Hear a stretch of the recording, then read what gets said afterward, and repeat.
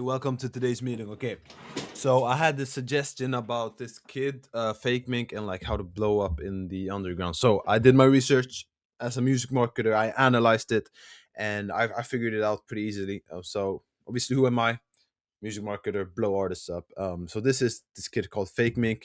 He is a British rapper, and we are gonna do a breakdown today. Okay, so firstly, the first thing that I noticed about why he was able to blow up is something that I always refer to it as the dimension shift. Okay, so basically, you take something that already exists and you change one dimension of it. Okay, so a lot of people like to call it the 3% rule. I call it the dimension shift because it really puts it into perspective. Okay, so basically, he takes the kind of like the cloud rap, the 2010s rap scene where it's braggadocious and it's fun and it's whatever, it's hip hop really. But he adds the British swagger to a genre that really isn't British. Okay, so this is usually American dominated. This kind of cloud rap, this luxury rap, where they're rapping about brands and money and whatever. The British scene is very grimy and very drill, and it's much more gritty. Whereas the American guys, they talk about drugs and money, and they talk about whatever bullshit. Whereas the British guys, they are usually more grounded. But he brings this kind of loose trap, this SoundCloud era rap, and puts on a heavy British accent on it. And basically, he takes something that already exists. Okay, he takes a market that is already there, which is kind of the SoundCloud rap, the US kind of luxury rap, where people love this kind of like, I call it the weed rap, where they're talking about drugs and money and clothes and whatever, and he's putting a British accent on it. So he's taking something that already works, something that already exists, and puts his own kind of like, he changes one dimension of it, which happens to be the accent, which happens to be the nationality. So he's talking about it from a British perspective, okay? And people don't realize the power of it because the hardest thing when it comes to being an artist is to find the proof of concept, okay?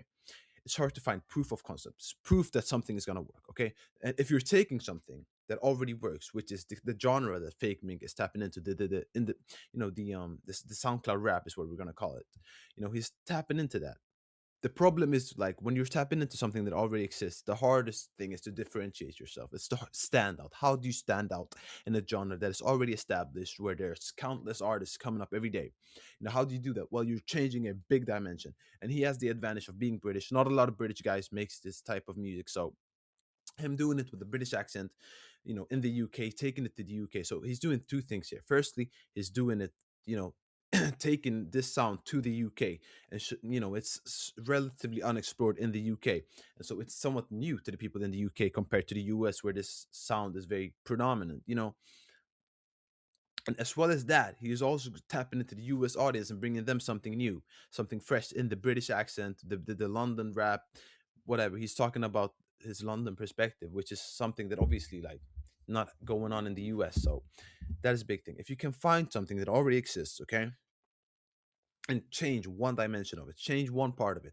For example, you can be a drill rapper but wear a suit and tie, and that all of a sudden you've changed one dimension if you're giving something to talk about. And that brings us to the second point that Fakement does very well. Fakement does this very well when it comes to the talking points. Okay, he has great talking points. And what do I mean by that? Well, obviously, if you're an artist, you want people to talk about you. Yeah, all publicity is good publicity, unless you're fiddling and diddling like P Diddy. But what I mean to say is that if you can maximize the amount of talking points that you have, then as it's going to increase the engagement, it's going to increase the amount of people that speak about you. It's going to increase the way that people remember you. Okay, so firstly, look at his hairstyle. Okay, his hairstyle I noticed was very weird. Okay, he has like a buzz cut, but then a mullet back there. Whatever. It's crazy. It's weird. It's new. Whatever. People are going to remember that. If you have hair that looks like no one else's, then people are going to remember your hair. Okay, naturally, and it's something for people to remember him by. It's something for people to talk about, something for people to react on. Okay, and then secondly, I mean, look at his clothes. Okay, what rapper really wears those fur coats? Really think about it, and that is talking point. You see, so now he has two talking points: the hair and the clothes, basically. And so that look instantly gives him a recognizable look. It gives him a look that no one else really has. It gives him something for when people see him for the first time, that is already gonna stick in their mind. I'm telling you, and it's the reason why people like Ice Spice blow up. For example, the bright, the bright orange hair, the curly hair. It's weird. It's unique. Like Lil Uzi Vert as well with the braids, Lil Yachty, all of those people, like, they don't make great music. They don't make particularly interesting music, but they have a great amount of talking points, which just gives them like a big advantage compared to everyone else when it comes to recognizability as well as engagement. Okay, people always love to react and talk about and laugh and talk about people's appearance. And if you have an interesting appearance, you're already giving yourself a big boost. Okay. Then secondly is another talking point is obviously, as we said, he's from the UK. Him being from the UK isn't really a big talking point if you look into the UK. But the big thing is that his sound, it's an American style sound. His music is American style. And so him having a UK accent is instantly like gonna make those Americans react. If you're an American going on SoundCloud trying to listen for some cloud rap, and you put on some fake mink and you hear his voice and his accent, it's gonna be weird. It's gonna be a talking point. It's gonna be something to react on. It's something gonna, like you at the end of the day, what you want to focus on is all the ways that you can make people like react, and all like in what ways can you make people kind of like notice you or talk about you or you know bat an eyelid basically. And then the third part, like, look at his lyrics. I mean, his lyrics are somewhat controversial. He's swearing, he's saying funny stuff. If you can have quotable lyrics that are funny, that are somewhat controversial. I mean, look at Central C, for example. How can I be homophobic, my bitch is gay? Like, that is the blueprint for controversial lyrics or lyrics to make people react. It's a talking point lyric. Okay, say I am fucking up, get it's just my fucking luck, I've been busy getting bucks, you're, yeah, you can read, but that is like, whoa, like, yo, pause, take it easy. No, like, that's the lyric that makes you react. Okay, and maybe this is pretty like normal for hip-hop, but for me, when I heard that, I was okay. I was a bit taken aback, and that's what you want. You want people to be taken aback. You want people to react. You want people to just react and wake up. Most people these days, especially on social media when they're scrolling, they're a bit AFK. And so if you can make something or say something that makes them wake up or like, whoa, pause, you shouldn't say that. That is instantly gonna make them remember you. And if you can do that with your lyrics, I think lyrics is a great way, because if you say something crazy, people are gonna hear it. Okay, there was a song where the guy said, my kid got a AR, like he's shooting schools up. That is instantly like a controversial lyrics. It's about something serious. You're speaking about something serious. And when people hear that, they're gonna react. And when they realize that you're making a joke out of it, they're gonna be like, "Whoa, pause, bro." And so that kind of effect makes people react and it makes people remember you. Okay, so you want to maximize talking points. Fakemink has done that really well. Got to give it to him. Charge it to the game, brother.